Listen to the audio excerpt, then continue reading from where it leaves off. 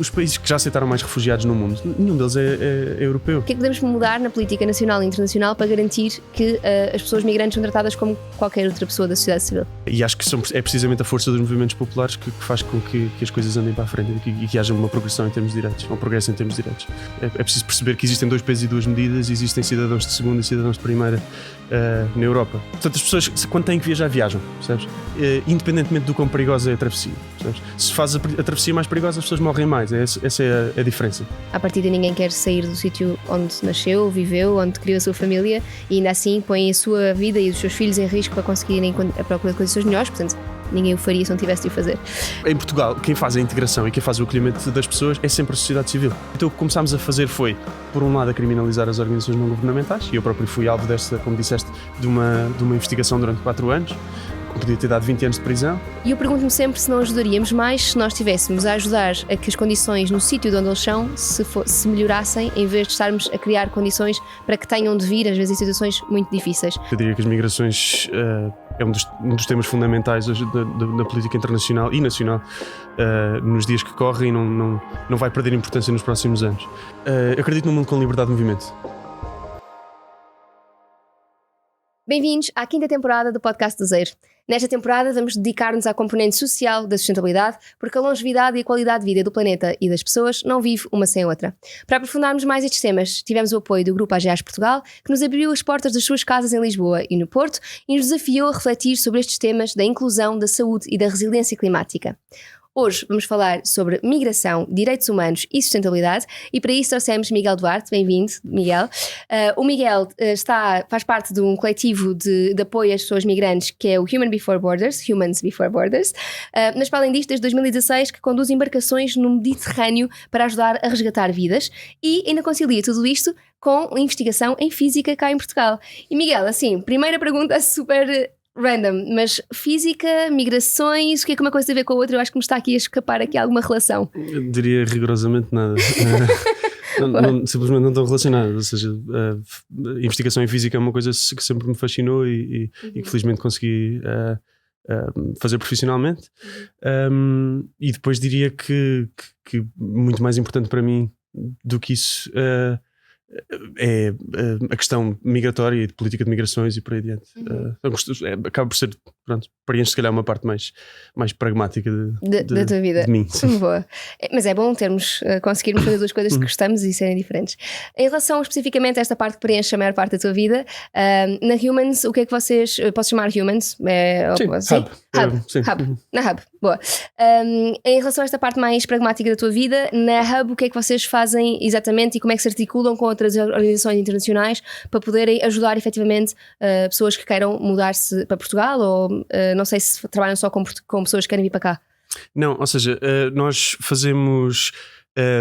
temos poucos projetos relacionados com ou que interagem diretamente com pessoas migrantes, ou seja, nós focamos principalmente numa parte mais política da questão migratória. Portanto, fazemos eventos de sensibilização em que trazemos especialistas para falar com o público em geral sobre questões relacionadas com violência de fronteiras e com direitos humanos, e da mesma maneira que organizamos manifestações para protestar determinadas injustiças no que toca à política de migrações e também fazemos algum trabalho de advocacy junto de decisores políticos de forma a empurrar de certa forma no sentido de proteção dos direitos humanos. E o que é que as pessoas precisavam mesmo de aprender sobre essas violações que estão a acontecer?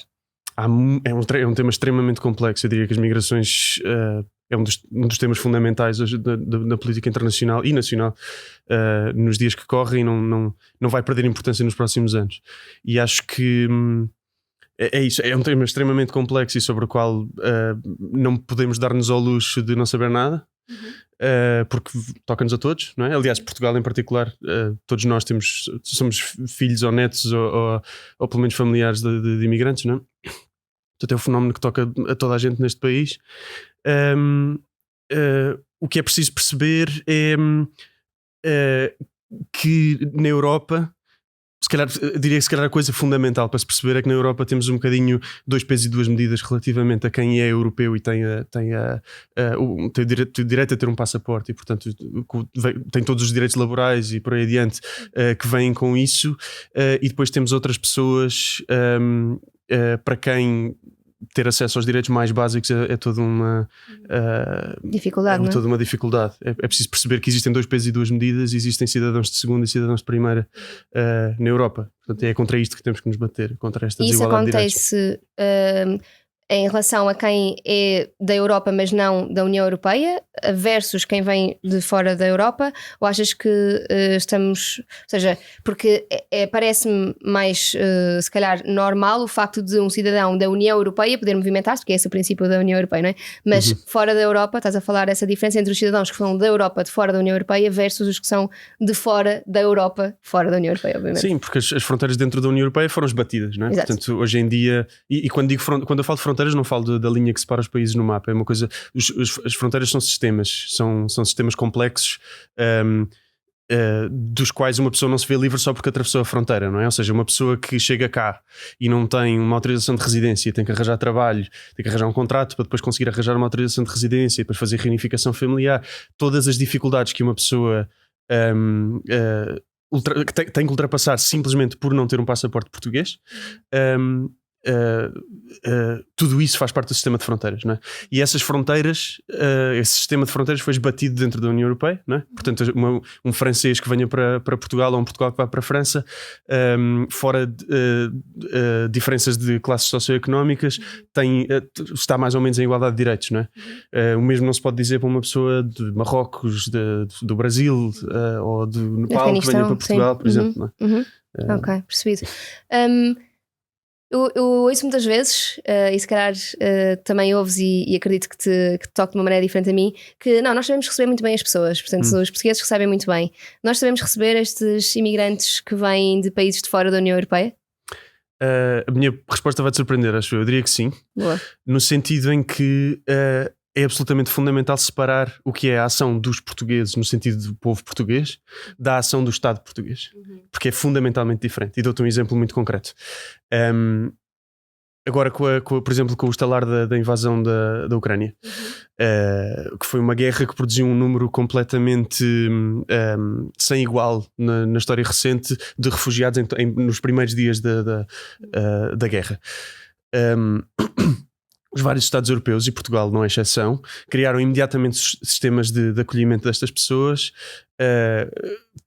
com uma rapidez enorme. Em poucos dias o CEF, o Serviço de Estrangeiros e Fronteiras em Portugal, criou uma plataforma online através da qual uma família de ucranianos podia receber proteção internacional em Portugal no espaço de 24 horas, sem ser sujeito a entrevistas, sem absolutamente nada. Simplesmente inscrevia-se e tendo um passaporte ucraniano poderia vir para Portugal de forma legal e ter proteção internacional, que não é estatuto de refugiado, é uma coisa diferente, mas depois é só no sentido em que é temporário. Asilo, não é? Sim. Depois, ou seja, mas depois em Portugal quem faz a integração e quem faz o acolhimento das pessoas é sempre a sociedade civil. É uma coisa, é quase um dever do Estado que foi privatizado de certa forma. Foi uma responsabilidade passada para as associações e para as organizações da sociedade civil, as organizações não governamentais, sendo que é uma responsabilidade do Estado português, não é? Mas que não cumpre, paga de certa forma uma parte, mas não cumpre, não diretamente. E portanto acaba por ser o povo português a acolher, não é? E agora compararmos isto com, por exemplo, o que se passou quando as famílias sírias estavam a passar aos milhares no mar Egeu da Turquia para a Grécia, provavelmente já pouca gente se lembra, mas em 2015 350 organizações da sociedade civil juntaram-se para criar a plataforma de apoio aos refugiados. Foi a sociedade civil. Tinhas 350 organizações pelo país fora, de braços abertos para receber famílias sírias. Qual é que foi a diferença? É que não chegaram. E não chegaram porquê? Porque não havia maneira legal de chegarem, percebes? Havia na altura um programa de recolocação de refugiados tanto dos países de fronteira, Grécia, Itália e por aí diante, para outros países, que simplesmente não funcionava. Passavam alguns milhares de pessoas para alguns países europeus, Portugal incluído, mas em números absolutamente ridículos comparado com o que era preciso. E portanto um bocadinho para inglês ver, de certa forma. Portanto o programa de recolocação não funcionou, porque o Estado não... Pois, ou seja, só resumindo e concluindo, não é? Tínhamos entre a questão da Síria e a questão da Ucrânia, do ponto de vista português, temos a sociedade civil a reagir exatamente da mesma forma, que é de braços abertos, e o Estado a reagir de maneiras diametralmente diferentes. Ok, então temos um problema de barreiras políticas para resolver. Absolutamente. Ok. Qual é que parece ser a razão? Porque muitas vezes, e neste discurso que nós ouvimos em relação a selecionar migrantes, como alguns que estamos dispostos a receber e outros que não, eu acho que vem muito medo daquilo que às vezes nós, de culturas diferentes das nossas. Tu achas que aqui a comunicação social pode ter um papel de ajudar a mostrar as pessoas como pessoas? Sim, naturalmente a comunicação social tem um dever fundamental, moral, de combater narrativas racistas, não é? Porque a questão ou seja, eu acho que o racismo tem um lugar muito particular no sistema económico em que vivemos, no sentido em que a razão pela qual nós recebemos umas pessoas bem e outras mal não é por causa do racismo. O racismo, seja ele biológico, como tínhamos antigamente e hoje em dia, infelizmente também, de certa forma, ou um bocado um racismo mais cultural, esta ideia que está bastante generalizada na sociedade, de que existem culturas superiores e culturas inferiores, ou religiões superiores e religiões inferiores, portanto que é mais soft, mas não deixa de ser racismo. Isto não passa de uma ferramenta que permite aos Estados juntar, portanto, consentimento da população em geral para tratar umas pessoas de uma forma e outras pessoas de outra, percebes? Mas não é o fim em si, é uma ferramenta. E acho que percebemos isso quando vemos que as pessoas que cá chegam e que chegam de maneira irregular normalmente não são expulsas. Ou seja, a maior parte dos países europeus não fazem deportações para fora da Europa. Okay. O que acontece é que tanto todo este empurrão anti-imigração que temos visto nos últimos anos não é propriamente anti-imigração, é muito mais anti-direitos de migrantes, porque as pessoas chegam à mesma. Portanto, nós não estamos a criar muros e redes e fossos e por aí adiante que não deixam as pessoas passar. Em alguns sítios do mundo criam-se muros. É verdade, mas são pouco eficazes. Sim, as pessoas passam à mesma. Tu tapas de um lado e as pessoas passam do outro. Percebes? Certo. Portanto, as pessoas, quando têm que viajar, viajam. Percebes? Independentemente do quão perigosa é a travessia. Percebes? Se faz a travessia mais perigosa, as pessoas morrem mais. Essa é a diferença. E hoje em dia, o Mediterrâneo Central é a fronteira mais perigosa do mundo. Não é? Onde é que eu ia com isto? Então, as pessoas chegam... E por causa de termos utilizado esta ferramenta do racismo, criámos uma espécie de consentimento em boa parte da sociedade de que é ok tratar estas pessoas que passaram irregularmente como criminosas, percebes?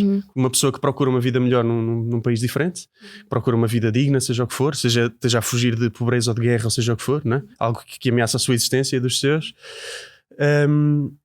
Isto permite tratar estas pessoas como criminosas e permite retirar-lhes os direitos, percebes? E depois o que acontece é que estas pessoas ficam cá de qualquer maneira. Portanto, não as impedimos de cá chegar, simplesmente mantemos-las cá, mas sem direitos. Portanto, são trabalhadores, são uma espécie de subclasse trabalhadora, percebes? Em Portugal, por exemplo... Uma espécie de uma escravatura moderna? Sim, mas e escravatura nem sequer é uma força de expressão, porque hoje em dia temos escravatura em Portugal, não é? Temos gente a trabalhar por nada, por dinheiro nenhum, só para ter um contrato de trabalho, pelo qual não recebem dinheiro, para poderem depois fazer uma manifestação de interesse e ter uma autorização de residência e poder finalmente ultrapassar o sistema de fronteiras português, percebes? Portanto, criámos esta espécie de esta espécie de sistema de apartheid, de certa forma, em que temos de um lado pessoas que são cidadãos de plenos direitos e por outro lado cidadãos que são certamente nas centenas de milhares ou de milhões de pessoas que estão cá irregularmente, mas estão cá, trabalham e muitas vezes descontam para a Segurança Social e descontam impostos e por aí adiante, mas não têm os direitos que os outros trabalhadores têm.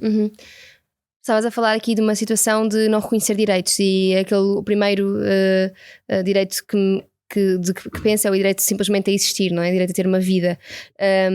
E sei que este é um tema que se calhar a ti faz lembrar memórias um bocadinho se calhar complexas, porque tu estiveste em risco de poder ter uma pena de prisão por salvar vidas. O que é que se está a passar no Mediterrâneo, que estavas a dizer que era a travessia mais perigosa que temos hoje em dia para os migrantes? O que é que se passa lá que a maior parte de nós desconhece, não é? Então, de facto tens razão, hoje em dia estas coisas o Mediterrâneo já quase já não chega às notícias, não é? A menos que haja uma catástrofe de dimensões particulares, isto já não chega às notícias, não é? Antigamente chegava. Portanto, em 2015, 2016, quando eu comecei a fazer este trabalho, estava nas notícias todos os dias, não é? Só que a situação não se alterou significativamente. Houve algumas mudanças políticas, mas as pessoas continuam a atravessar. E acho que isto diz muito sobre uma mentira que nos pregaram, de certa forma, porque havia esta ideia de que ou seja, começou-se a propagar esta ideia de que as organizações não governamentais estarem lá estava a trazer as pessoas, a motivar as pessoas a vir para cá, ou que as facilidades de obtenção de papéis e direitos e não sei o quê, à chegada fazia com que as pessoas atravessassem mais e não sei o quê. Então o que começámos a fazer foi, por um lado, a criminalizar as organizações não governamentais, e eu próprio fui alvo desta, como disseste, de uma investigação durante 4 anos, que podia ter dado 20 anos de prisão. Foi feita a par e passo com a criminalização da ajuda humanitária, foi feita a criminalização da migração, no sentido em que foram-se erguendo cada vez mais dificuldades à chegada das pessoas, retirando cada vez mais direitos, e continuamos nesse caminho, basicamente. E o que vemos não vemos nenhuma diminuição de número de chegadas, ou seja, o número de chegadas hoje em dia à Itália é semelhante a 2016. Ok, É muito então parecido, estar lá ou percebes? não estar as organizações Pois. não governamentais não mudou. Pois, portanto, o que interessa, e que nós andamos a dizer há anos, mas que quer dizer, acaba por ser uma verdade bastante ignorada, é que não interessa praticamente o efeito de chamada, percebes? Interessa um efeito de empurrão destas Que é pessoas. que O que leva as interessa pessoas a sair, não é? as pessoas saem porque têm que sair. E depois vão para onde podem ir, né? E vão fazer a travessia porque não têm escolha, percebes? Sim. Obrigada por estar a ouvir o podcast do Zero. O meu nome é Catarina Barreiros e com este podcast pretendo trazer alguma informação e conhecimento sobre sustentabilidade. Esta temporada tem o apoio do Grupo AGEAS Portugal, que olha para a sustentabilidade como um caminho incontornável. E em conjunto iremos olhar para as suas ambições de longo prazo, de fomentar a inclusão, de promover uma sociedade mais saudável e de contribuir para a resiliência climática. Espero que gostem e continuem connosco. E estando na Europa, a União Europeia no caso, nós temos, existe esta base, esta lei que diz que nós não podemos recusar, se um barco estiver na nossa costa, não podemos recusar ajudar uma embarcação. Na prática existem países europeus onde é feita esta recusa e às vezes sem grandes consequências. Sempre sem grandes consequências. Sempre sem grandes consequências, não estava a querer ser injusta, mas acho que sim, acho que tens razão. Como é que se gera esta mudança na União Europeia, pelo menos de responsabilização? Porque muitas vezes o que acontece é que estes países dizem certo, mas nós não temos como receber mais pessoas. E está previsto que com as alterações climáticas e com as guerras associadas e com as questões todas de fome e de instabilidade e de luta por energia às vezes associada, isto venha a ser um problema cada vez maior. Como é que nos preparamos para receber estas pessoas, para isso deixar de ser uma desculpa? Já não passa de uma desculpa, percebes? Essa ideia de que não estamos preparados ou não podemos ou não conseguimos receber mais pessoas é mentira, não é verdade, percebes? Como eu disse ainda há bocadinho, as pessoas continuam a atravessar, continuam a chegar, continuam a vir. Elas percebes? vêm, sim ou sim? Exatamente. E nós aceitamos-las, só que aceitamos mal, percebes? E aceitamos de maneira a mantê-las sem direitos, como trabalhadores também. Porque em Portugal, por exemplo, pode-se ter um contrato de trabalho sem estar cá regularmente, sem ter uma autorização de residência, e às vezes mantemos pessoas a 3, 4, 5 anos nessa situação. Portanto, pessoas que são contribuintes, mas não são cidadãos, não é? Que é meio estranho. E depois, mesmo economicamente, é a única coisa que faz sentido é receber pessoas, percebes? E eu estou convencido que da esquerda à direita, todo o espectro político sabe disso. Só que depois tens... digamos, se calhar correntes políticas que acham que ou que preferem receber as pessoas com menos direitos e outras fações políticas que preferem receber as pessoas em igualdade de direitos, né? Portanto, isso não é verdade. E acho que o que é preciso, diria, é fazer crescer um movimento de solidariedade com migrantes, percebes? É preciso que ou seja, não é necessariamente mais navios no mar a resgatar pessoas, é porque é preciso, porque isso nunca vai resolver absolutamente nada, não é? Assim como uma ambulância não impede que uma pessoa adoeça, não é? E o ideal é que as pessoas não tivessem que se meter nestes barcos, não é? Eu espero que cheguemos a esse ponto a certa altura, percebes? Que nós não sejamos necessários, não é? Que nós não tenhamos que ir para lá. É preciso criar este movimento de solidariedade na Europa, percebes? É preciso que as pessoas se movimentem, se mobilizem e que percebam que isto que nos estão a dizer de que não há espaço, que não conseguimos, não estamos preparados, não queremos, não sei o quê, é mentira.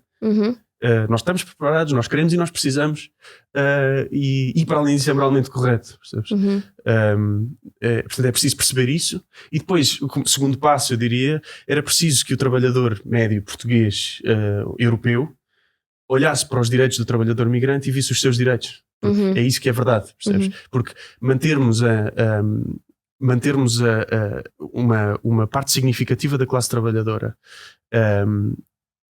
disposta a receber quase nada porque não tem direitos laborais como as outras pessoas têm. Pior a situação para os Pior a situação para toda a gente, percebes? Portanto, se estivéssemos todos em conjunto, se víssemos nos direitos do migrante os nossos direitos, estaríamos todos a lutar pelo mesmo, percebes? Que é basicamente pelos direitos que, sei lá, que foram conquistados no pós-guerra, precisamente. E acho que tem que ser esse caminho, e é por meio dessa pressão popular em que começamos a olhar para o migrante como um semelhante e começamos a apontar o dedo ao Estado e não e aos Estados e às instituições europeias e por aí adiante, por nos estar a enganar, percebes? Porque é isso, temos muito mais em comum com o migrante do que sei lá, com os objetivos dessas instituições e por aí adiante. São pessoas como nós, não é? Exatamente. Uma pergunta que eu às vezes me faço a mim própria é: quando nós vemos pessoas que estão a fugir das suas casas, geralmente a partir de ninguém quer sair do sítio onde nasceu, viveu, onde criou a sua família, e ainda assim põe a sua vida e os seus filhos em risco para conseguirem a procura de condições melhores. Portanto, ninguém o faria se não tivesse de o fazer. E eu pergunto-me sempre se não ajudaríamos mais se nós estivéssemos a ajudar a que as condições no sítio de onde eles são se melhorassem, em vez de estarmos a criar condições para que tenham de vir, às vezes em situações muito difíceis. Enquanto alguém que já esteve em contato com estas pessoas mais diretamente e no Mediterrâneo em particular, achas que nós fazemos um melhor serviço ao trazê-las para cá, mesmo que criássemos as condições dignas para fazer, ou a ajudar a que as condições nos seus países de origem melhorassem? Eu não acho que as coisas sejam mutuamente exclusivas. Eu acho que temos a obrigação moral até de fazer as duas. No sentido em que, para já, ou seja, é preciso perceber ou é preciso lembrar-nos sempre que quando estamos a falar da relação entre a União Europeia e países africanos ou asiáticos, temos que nos lembrar que a União Europeia tem 500 anos de história colonial, não é?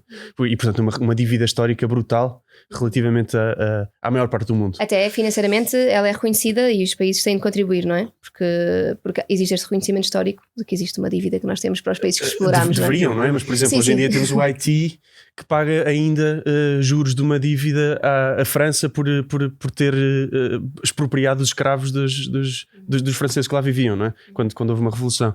Portanto, ainda hoje temos relações coloniais modernas, não é?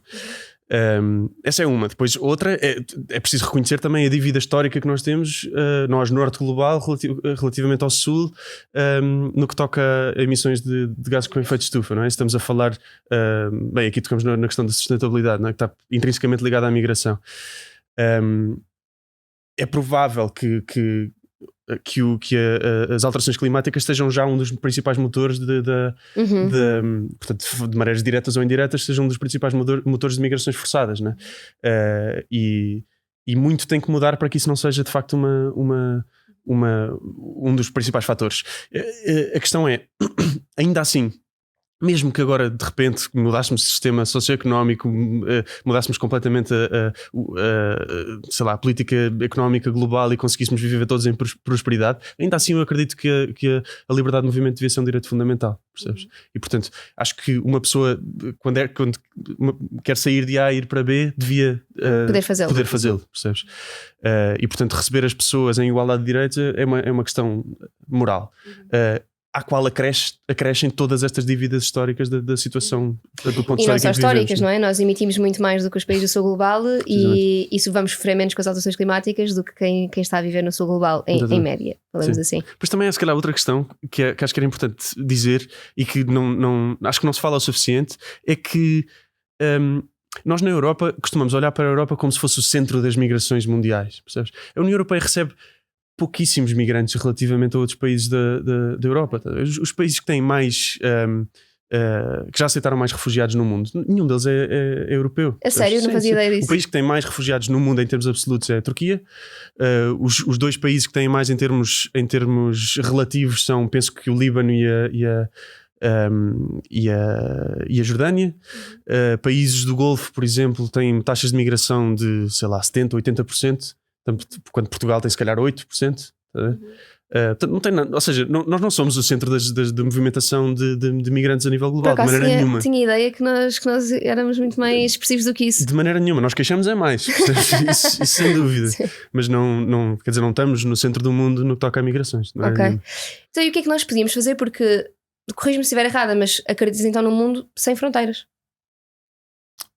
Eu acredito num mundo com liberdade de movimento. Ok, que é diferente de não ter fronteiras. Sim, porque há vários entendimentos do que significa uma fronteira, não é? Se falarmos de uma fronteira como aquilo que eu estava a dizer, que é um sistema para já inerentemente opressivo, precisamente porque é baseado nesta diferença de direitos, não é? De quem cá está e quem cá chega. Então sim, acredito num mundo sem fronteiras. Mas sei lá, podemos pensar na fronteira como de facto a linha que separa comunidades, não é? De países, jurisdições. Certo, que dois países certo, ok, percebido. E o que é que nós podemos mudar, e esta é uma pergunta assim super fácil, mas o que é que podemos mudar na política nacional e internacional para garantir que as pessoas migrantes são tratadas como qualquer outra pessoa da sociedade civil? Sim, obviamente não existe uma resposta simples nem direta para isso, né? E acho que ninguém a tem. Mas o que não significa que não possamos dizer algumas coisas, não é? Eu acho que a questão fundamental, verdadeiramente fundamental, é a igualdade de direitos, percebes? É mesmo uma coisa que nós pensamos que está garantida de certa forma na Europa, mas se olharmos bem para as coisas não está de todo.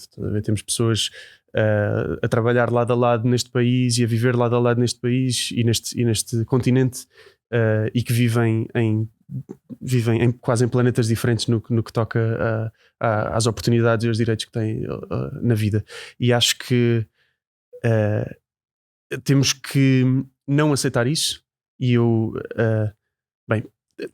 tenho algum condicionamento contra se calhar contra o poder que eu acho que um Estado pode ter ou a vontade que eu acho que um Estado pode ter para mudar as coisas sem que haja pressão popular. Portanto, acredito sempre muito mais nos movimentos sociais enquanto motor de mudança, né?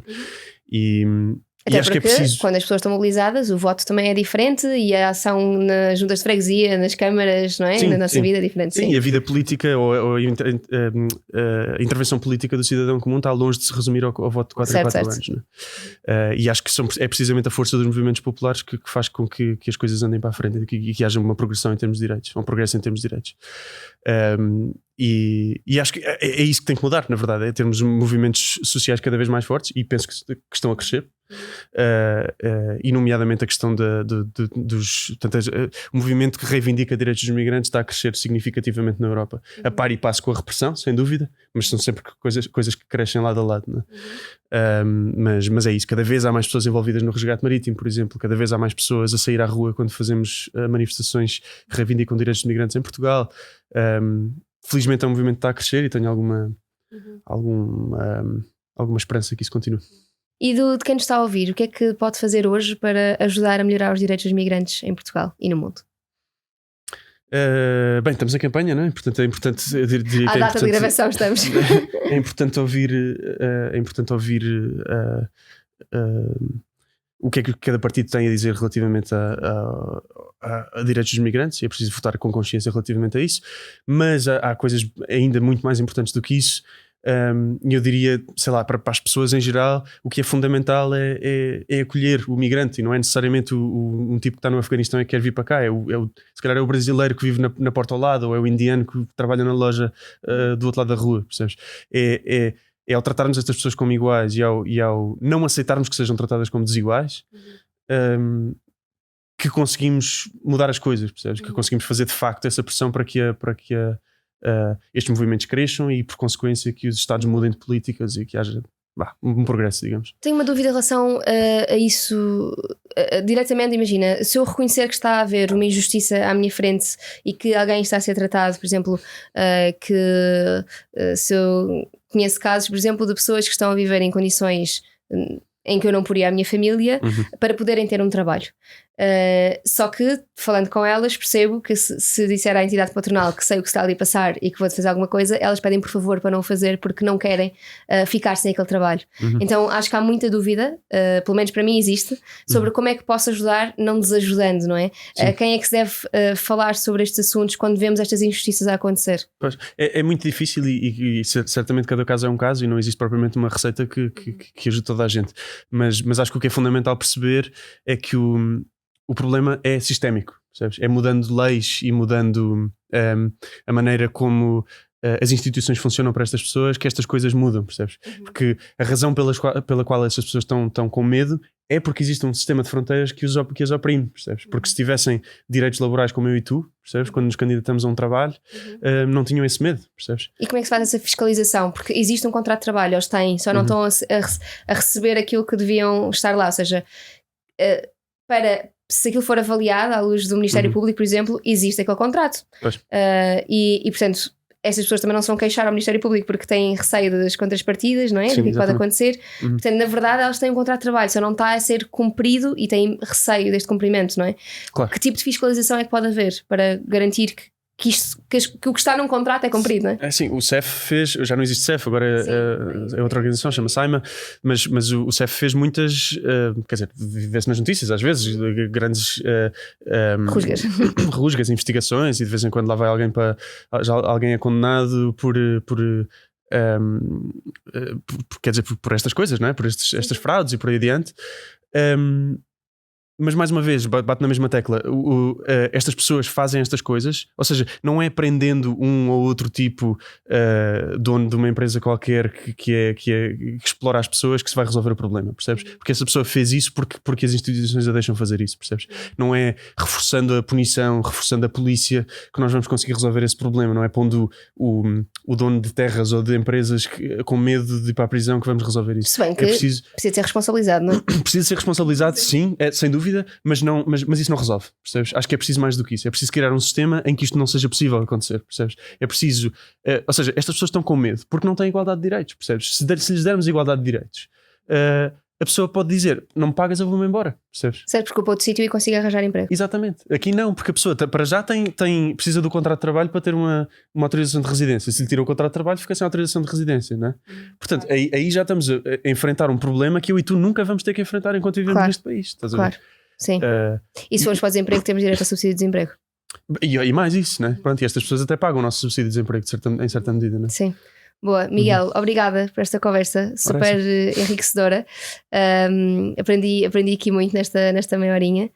Espero que aí em casa também tenham gostado. Estão aí a caminho as eleições europeias, portanto também ainda estamos bem a tempo de pedir mudança à União Europeia através do nosso voto, e não deixem de o fazer. Obrigada por estarem desse lado, obrigada por terem ouvido este episódio, espero que tenham gostado e até ao próximo.